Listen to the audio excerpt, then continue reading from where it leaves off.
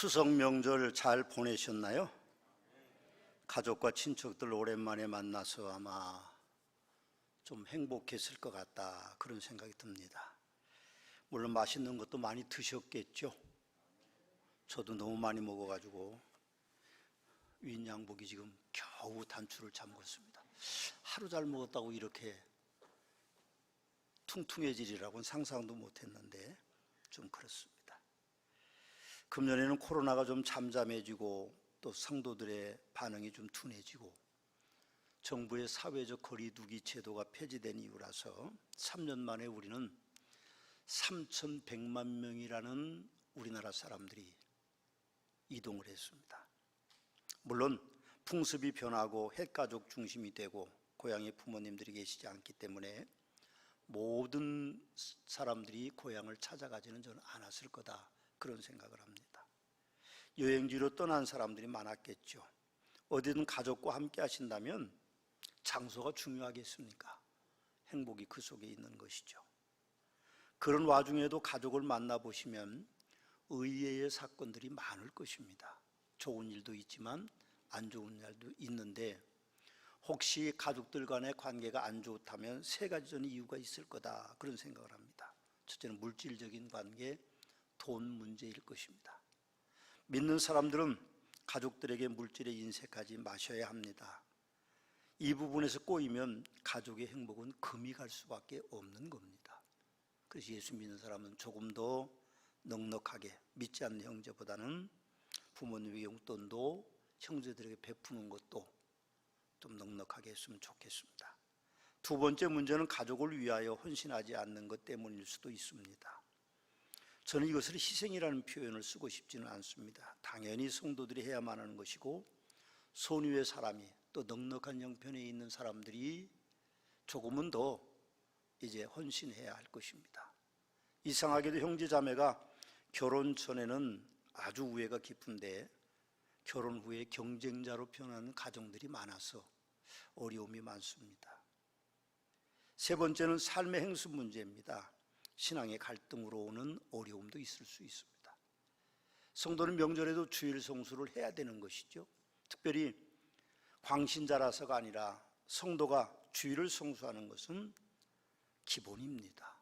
그래서 우리는 오늘 이곳에 와서 예배를 드리고 있는 것입니다. 그렇지만 불신 가족들은 신앙생활 하는 사람들의 그 행습을 이해를 못합니다. 왜 명절날 가냐? 왜 일요일날 교회 간다고 형제들 사이에 먼저 떠나냐? 그런 문제들도 있을 수 있습니다.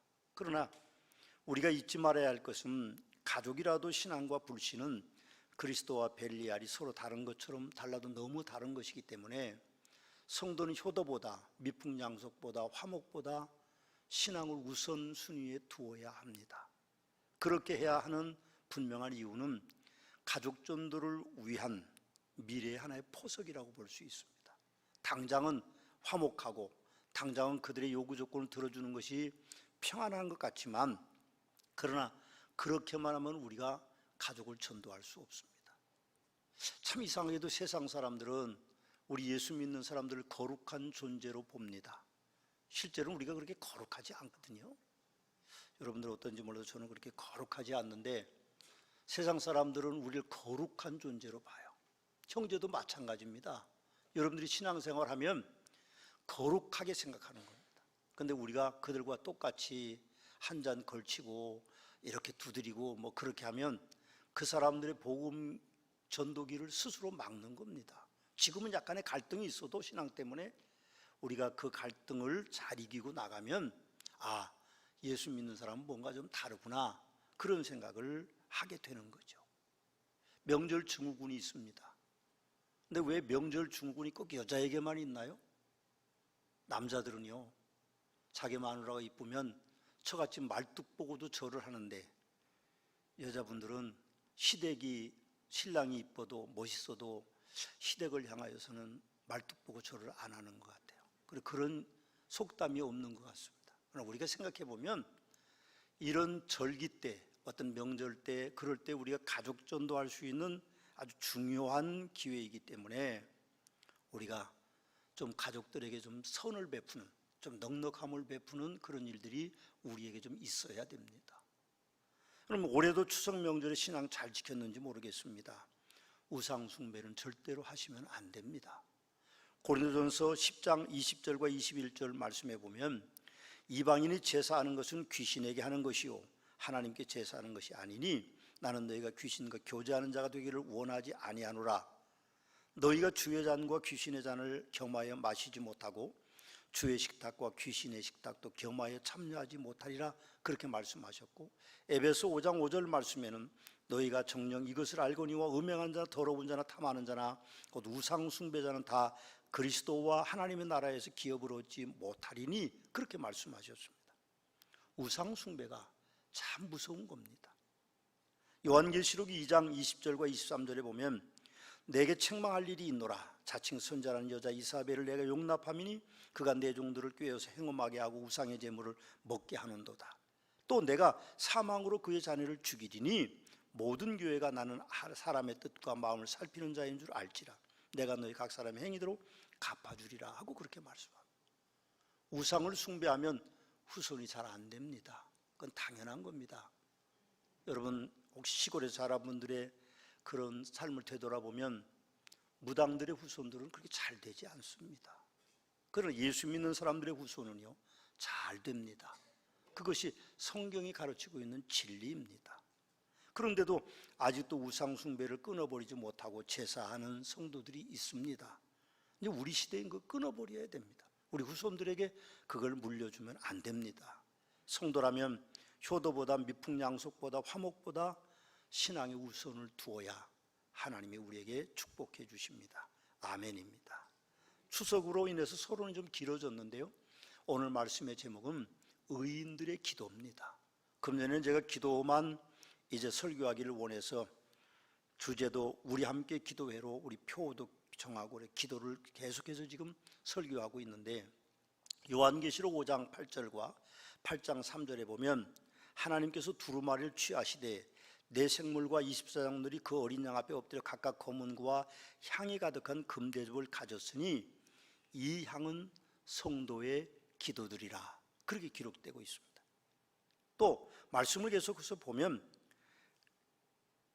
하나님께서 성도들의 기도가 귀하기 때문에 천사를 보내셔서 금대접과 금향로에 담게 하시고 그것을 하나님께로 가지고 오도록 하시고 그 금향로를 통하여서 성도들의 기도를 들으신다고 그렇게 말합니다.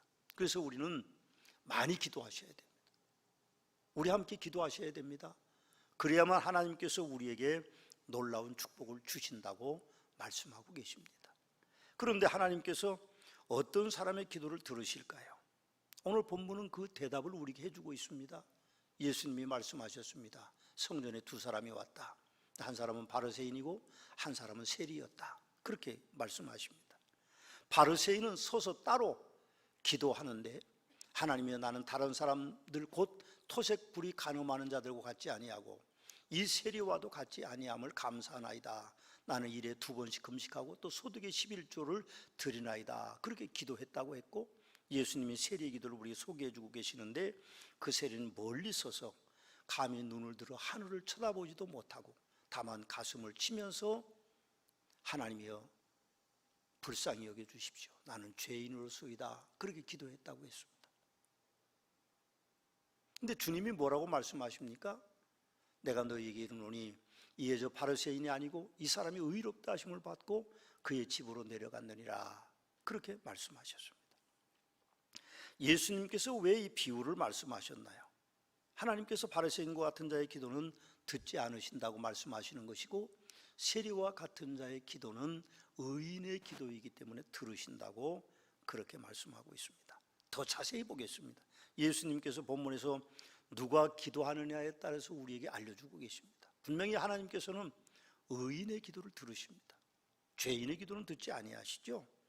그런데 예수님의 비유에 등장하는 바리새인과 사두개인과 함께 있는 이 바리새인은요, 권력을 가지고 있는 사람, 경제권을 가지고 있는 사람, 종교적인 영향력이 있는 사람들입니다.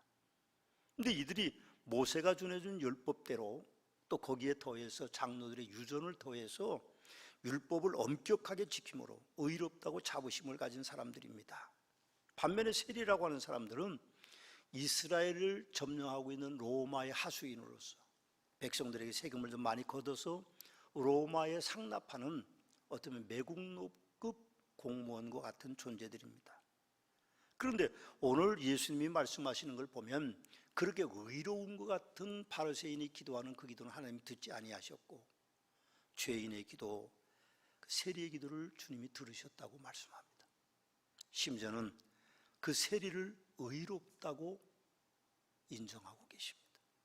예수님께서 정의를 내리신 의인은 누구입니까? 로마 3장 10절에 12절 말씀에 보면 의인은 하나도 없나니 하나도 없으며 깨닫는 자도 없고 하나님을 찾는 자도 없고 다 치우쳐 무익하게 되고 선을 행하는 자가 없나니 하나도 없다, 그렇게 말씀하십니다.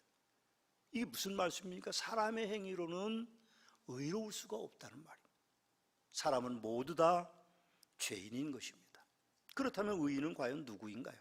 고린도후서 5장 17절과 21절 말씀에 보면 누구든지 그리스도 안에 있으면 새로운 피조물이라, 이전 것은 지나갔으니 보라 새 것이 되었다라고 말씀하셨고, 하나님이 죄를 알지도 못하신 이를 우리를 대신하여 죄로 삼으신 것은 우리로 하여금 그 안에서 하나님의 의가 되게 하려 하심이라고 그렇게 말씀하고 계십니다. 여기 21절이 참 은혜스러운데 다시 한번 봉독해 드립니다. 하나님이 죄를 알지도 못하신 이를 우리를 대신하여 죄로 삼으신 것은 우리로 하여금 그 안에서 하나님의 의가 되려 하심이라, 그렇게 말씀합니다. 우리가 예수 안에 있으면 의인이 된다는 말입니다. 로마 10장 9절 10절 말씀에도 만일 내 입으로 예수를 주로 시인하며 또 하나님께서 그를 죽은 자 가운데 살리신 걸 내 마음에 믿으면 구원을 받으리니 사람이 마음으로 믿어 의에 이르고 입으로 시인하여 구원에 이른다고 말합니다. 구원은 천국에 가는 겁니다. 그런데 그 천국에 들어가는 사람은 불의한 사람은 갈 수 없습니다. 의로운 사람만 갑니다. 그런데 예수님을 믿는 것 그 단 한 가지 이유 때문에 천국에 우리는 갑니다. 하나님이 우리를 의인으로 인정하시기 때문이죠. 세상에 믿지 않는 사람들은 천국 문 밖에서 이를 갈며 슬피 울며 억울하다고 할 것이라고 예수님이 말씀하셨습니다. 옳습니다. 예수님께서는 우리 죄를 대신 지시고 십자가에 달리심으로 단번에 사람의 죄를 사하신 것입니다. 그러므로 우리는 기도할 때 마지막으로 예수님의 이름으로 기도드립니다 하는 이유는 우리의 어떤 행위의 의로움으로 구하는 것이 아니라 예수 그리스도의 그 위대하신 이름으로 하나님 앞에 구할 수 있어서 의인됨에 대한 감사한 것으로 예수님의 이름으로 기도드립니다, 그렇게 기도하는 것입니다. 우리는 우리 힘으로, 우리 공력으로, 우리의 능력으로는 도무지 기도할 수조차도 없는 것입니다. 그러므로 예수님께서 바리새인과 세리 중에 누구를 의인이라고 하셨나요? 신앙생활을 잘한다고 자랑하는 바리새인이 의인이라고 하지 아니하시고 스스로를 죄인이라고 감히 고개도 들지 못하는, 그리고 가슴 치며 통곡하는, 회개하는 그 세리를 의인이라고 말씀하신 것입니다. 저는 그런 생각도 해봤습니다. 이 세리가 나가서 세리를 그만뒀을까? 여러분 생각은 어떠신가요? 분명히 그만뒀을 거다, 그런 분도 계시겠지만 그만두지 않았을 가능성도 많습니다. 근데 왜 그렇게 불의한 일을 행하는 그 사람을 주님은 의인이라고 하셨고 왜 그 얘기들을 들으셨다고 하셨을까요? 오늘 여러분과 저는 바리새인처럼 주의를 성수하기 위해 성전에 와 있습니다. 그리고 우리는 모두 다 분명히 기도했습니다. 그러나 하나님께서는 예수 그리스도의 십자가의 보혈의 공로를 의지하는 의로운 의인들의 기도만 들으십니다. 오늘도 교회 안에 들어와 계시지만 안타깝게도 예수님을 구세주로 믿지 않는 이들의 기도는 우리가 기도해도 하나님 듣지 아니하실 것입니다. 예수를 구세주로 믿으십시오. 여러분을 구원하실 분은 오직 예수 그리스도, 그분 한 분밖에는 없습니다. 간밤에 우리 권사님 아드님이 51세에 소천하셨습니다. 젊었을 때 위암 수술하시고 그렇게 한 30년 가까이 사셨던 것 같은데 건강 때문에 결혼도 하지 않고 살았던 분이십니다. 근데 갑자기 소천하셨는데 제가 전화하니까 의외로 그 권사님은 담대하셨습니다. 평안히 갔습니다. 그렇게 얘기하셨습니다. 우리 인생이 어떻게 될지 우리는 아무도 모르지만 그러나 중요한 것은 그 사람 속에 예수님이 있느냐 하는 것이 중요한 겁니다. 그 사람 속에 예수 그리스도가 계시면 그는 천국 백성이 될 것이고, 그 사람 속에 예수님이 계시지 않으면 그는 천국 백성이 될 수 없습니다. 왜요? 예수님 때문에 우리가 의롭다고 칭함을 받기 때문입니다. 제가 가끔 표현하죠. 예수님이 계시고 보혈의 공로가 있고 우리는 그 밑에 있습니다. 위에 계신 하나님이 내려다보실 때 속에 있는 우리의 죄를 들여다보시지 않고 우리를 보시지 않습니다. 예수 그리스도의 보혈의 공로를 보시고 우리를 의롭다고 하시기 때문에 우리가 의인 되었다는 것입니다. 할렐루야, 아멘이십니다. 그 확신을 끝까지 붙잡고 의인으로 사는 축복이 있게 되시기를 주님의 이름으로 축원합니다. 예수님은 우리가 어떤 내용으로 기도하는지도 오늘 본문에 가르쳐주고 계신데, 바리새인의 기도와 세례 기도의 내용이 엄청난 차이를 보여주고 있습니다. 예수님께서도 말씀하시지는 않으셨지만, 혹은 제자들이 여기까지만 기억하는지 기록은 우리가 알 수 없지만 그 외 기도에는 더 큰 차이가 저는 있었을 거라고 생각합니다. 바리새인은 와서 부와 수와 평강을 구했을 것이고, 세리는 자기의 수많은 죄들을 고백하고 눈물로 통곡하며 죄사함만을 구했을 것입니다. 예수님께서 내 이름으로 무엇이든지 구하면 주시겠다고 약속하신 분이십니다. 그러나 그 약속의 말씀이 너무 황송해서 믿음의 성도라면 그 말씀의 의미를 정욕으로 쓰려고 사용하지는 않습니다. 잘 이해하십시오. 우리는 정욕으로 쓰려고 구하지 않습니다. 그러나 솔직히 우리들이 드리는 기도의 내용보다는 아예 기도하지 않는 것이 더 큰 문제입니다. 많이 기도하십시오. 많이 기도하십시오. 많이 기도하셔야 됩니다. 그래야 여러분들이 하나님의 응답을 받고 평안하게 사실 수 있습니다. 오늘 본문에서 또 예수님께서는 어떤 마음으로 기도하는지를 우리에게 보여주고 계시는데, 9절 말씀해 보니까 또 자기를 의롭다고 믿고 다른 사람을 멸시하는 자에게 이 비유로 말씀하시대로 시작하셔서 두 사람의 기도를 보여주고 계십니다. 바리새인은 서서 따로 기도하고 있어요. 한 성전에서 서서 앉지도 않고 무릎을 꿇지도 않고 서서 기도하고 따로 기도한다는 것은 오만하고 교만한 그의 모습을 단적으로 표현하신 것입니다. 바리새인의 기도 내용도 자랑할 것이 못 되는 것이죠. 그 시대 바리새인들은 모두 다 하루에 3번씩 기도하고 모두 다 일주일에 2번씩 금식하고 그리고 11조를 분명하게 드렸습니다. 자기만 어려운 것이 아닙니다. 예수님께서 특별히 바리새인의 기도의 내용을 소개하시는데, 이 세리와 같지 아니함을 감사하나이다, 그렇게 특별히 주님이 말씀하셨어요. 비교하고 있는 것이죠. 저 사람보다는 내가 낫다는 것입니다. 그럼 우리가 사람을 비교해서는 안 됩니다. 내가 더 낫고 네가 더 그러다고 생각하면 안 되죠. 불편하더라도 남에 대한 판단과 비난은 금지해야 될 내용인 것입니다. 또 예수님께서 기도 응답은 얼마나 간절히 기도하느냐에 달려있다고 우리에게 말씀해 주고도 계십니다. 13절 14절에 보니까 세리는 멀리 서서 감히 눈을 들어 하늘을 쳐다보지도 못하고 다만 가슴을 치며 이르되 하나님이여 나를 불쌍히 여기소서, 나는 죄인으로소이다 하고 그렇게 기도합니다.